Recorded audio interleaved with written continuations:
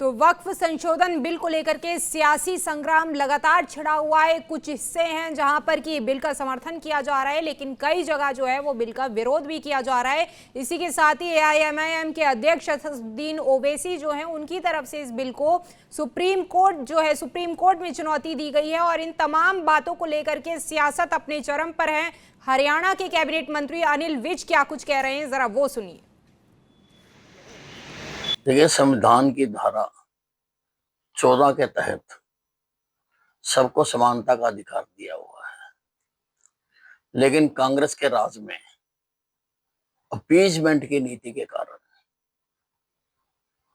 ये कुछ काम ऐसे किए हुए हैं कि ये दूसरों से ऊपर इनको रखा हुआ है। और उसके बाद ये लोकसभा और राज्यसभा में इसके ऊपर चर्चा हुई और चर्चा होने के बाद पास हो गया। जो पास हो गया वो सबको मानना होता है, वो सब पर लागू होता है। उसको ये कहना कि हम नहीं मानते हैं। ओवैसी भाई जहां अपना मानसिक संतुलन खो चुके हैं। वक्फ बोर्ड का जो बिल पास हुआ है कानूनों के हिसाब से हुआ।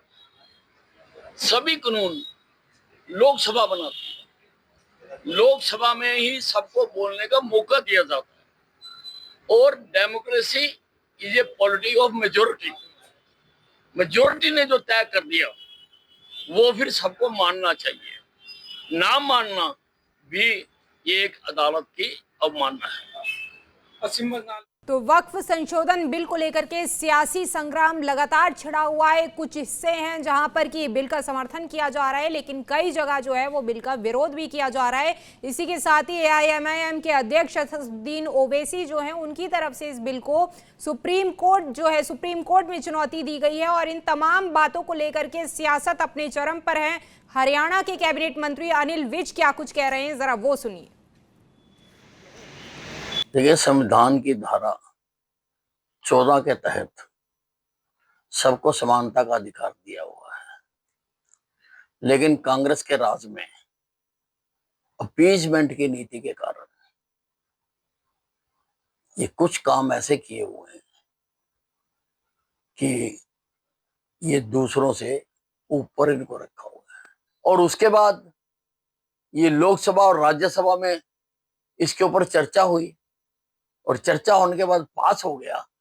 जो पास हो गया वो सबको मानना होता है, वो सब पर लागू होता है। उसको ये कहना कि हम नहीं मानते हैं। ओवैसी भाई जहां अपना मानसिक संतुलन खो चुके हैं। वक्फ बोर्ड का जो बिल पास हुआ है कानूनों के हिसाब से हुआ।